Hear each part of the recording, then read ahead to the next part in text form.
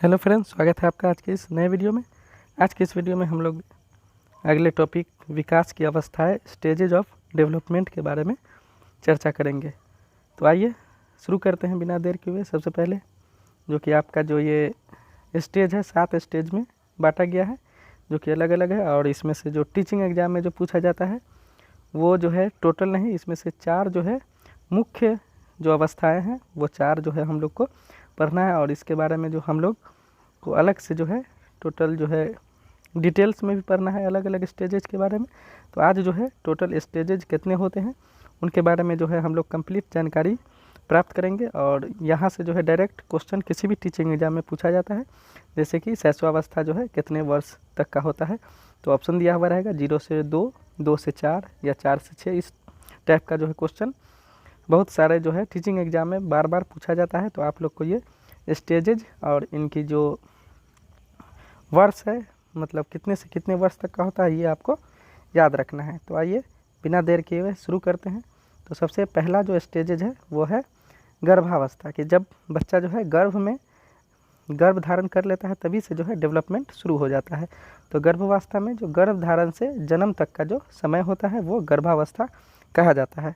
अगला है शैशवावस्था, जो 0 से यानी कि जब जन्म बच्चे का हो जाता है उस वक्त से 2 वर्ष तक की अवस्था को जो है शैशवावस्था कहा जाता है। अगला जो है हम लोग का बाल्यावस्था है। ठीक है, बाल्यावस्था जो आपका बाल्यावस्था है 2 से 12 वर्ष, यानी कि 2 वर्ष से 12 वर्ष तक की अवस्था को बाल्यावस्था कहा जाता है। और यही बाल्यावस्था को 2 भाग में बांटा गया है। एक पहला है आपका पूर्व बाल्यावस्था और दूसरा है उत्तर बाल्यावस्था, जिसमें पूर्व बाल्यावस्था को 2 से 6 वर्ष तक और उत्तर बाल्यावस्था को 6 से 12 वर्ष तक की अवधि में रखा गया है। तो अगर आपसे क्वेश्चन पूछा जाए कि बाल्यावस्था जो है कितने से कितने वर्ष तक का है, तो 2 से 12 वर्ष। और यही अगर पूछा जाए कि पूर्व बाल्यावस्था कितने से कितने वर्ष तक का होता है, तो 2 से 6 वर्ष। और उत्तर बाल्यावस्था या फिर आपका पूर्ववर्ती बाल्यावस्था जो है आपका 6 से परवर्ती बाल्यावस्था जो है 6 से 12 वर्ष तक का है। ये पूर्व बाल्यावस्था या पूर्ववर्ती बाल्यावस्था भी कहा जाएगा और उत्तर बाल्यावस्था को परवर्ती बाल्यावस्था भी कहा जाता है, जो कि एग्जाम में पूछा गया है क्वेश्चन। अगला है आपका किशोरावस्था। ठीक है, जो किशोरावस्था आपका 12 से 18 वर्ष तक की अवस्था को किशोरावस्था कहा जाता है। तो ये किशोरावस्था 12 से 18 वर्ष तक की अवस्था को कहा जाता है। अगला है आपका युवावस्था, जो 18 से 25 या 30 वर्ष तक की अवस्था को कहा जाता है। अगला है आपका प्रौढ़ावस्था, जो 30 वर्ष से 60 वर्ष तक के होता है। और लास्ट है हम लोग का वृद्धावस्था, जो 60 से मृत्यु जब तक इंसान की होती है तब तक ये वृद्धावस्था चलता है। तो ये जो है हम लोग का पूरा जो स्टेजेज है वो कंप्लीट है। अब जो है इसमें से जो हम लोग को जो टीचिंग एग्जाम में पूछा जाता है, जो कि इम्पोर्टेंट है, उसको हम लोग जो है डिटेल्स में भी डिस्कशन करेंगे।